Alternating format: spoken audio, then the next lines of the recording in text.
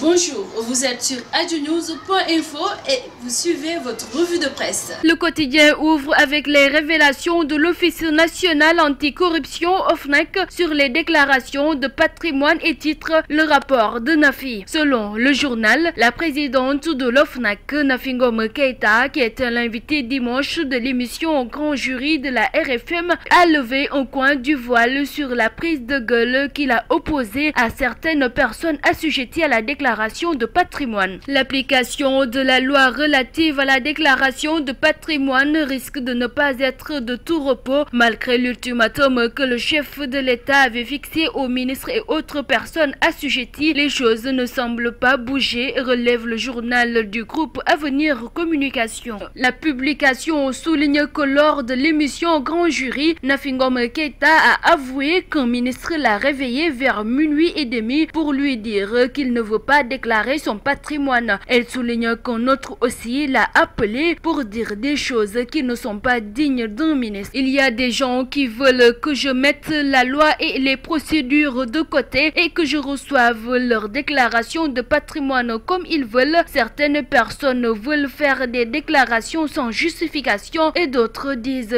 qu'ils ne peuvent pas déclarer leurs avoirs bancaires, déclare la patronne de l'office. Concernant la déclaration de patrimoine, le journal Enquête présente les 12 euros de l'OFNAC et rappelle que des grincements de dents ont été notés du côté de la haute administration sénégalaise. Selon le journal, des assujettis sont réticents à l'idée de voir certains membres de l'Office national anticorruption pas dignes de foi de prendre connaissance de leurs documents, du fait même de leur fait d'armes dans l'administration où tout le monde sait qui est qui. Le même journal s'intéresse à la politique en abordant les rapports entre le Parti socialiste et l'Alliance pour la République. Selon le Témoin quotidien, Ousmane Tanor Dieng, secrétaire général du PS, met fin à la polémique. Il déclare: nous sommes dans Benno et nous y restons. La conférence des leaders de la coalition Macky 2012 a demandé récemment au Parti socialiste de quitter le gouvernement après les propos d'Ousmane Tanor Dieng sur les ambitions présidentielles de sa formation politique. Sur la fin du compagnonnage avec l'APR, Ousmane Tanor Dieng renvoie la patate chaude à Macky Sall, souligne le Populaire qui rapporte ces propos de M.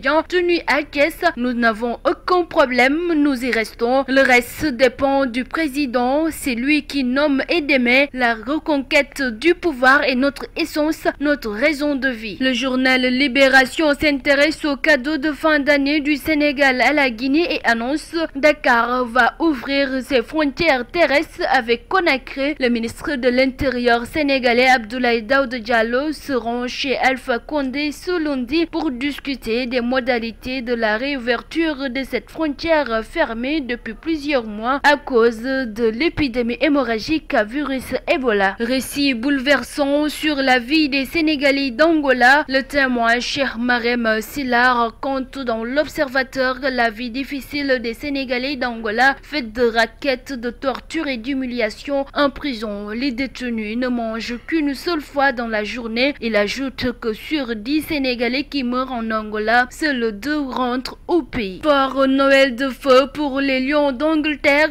titre l'As. Les Sénégalais Papis Demba Cissé, Sadio Mané, Mame Biram Diouf et Cheikhou Kouyaté frappent fort à une semaine de rejoindre la tanière. Les Sénégalais ont tous marqué lors de la 19e journée du championnat d'Angleterre. C'est fini pour votre revue de presse du jour sur adionews.info. Merci, à très bientôt.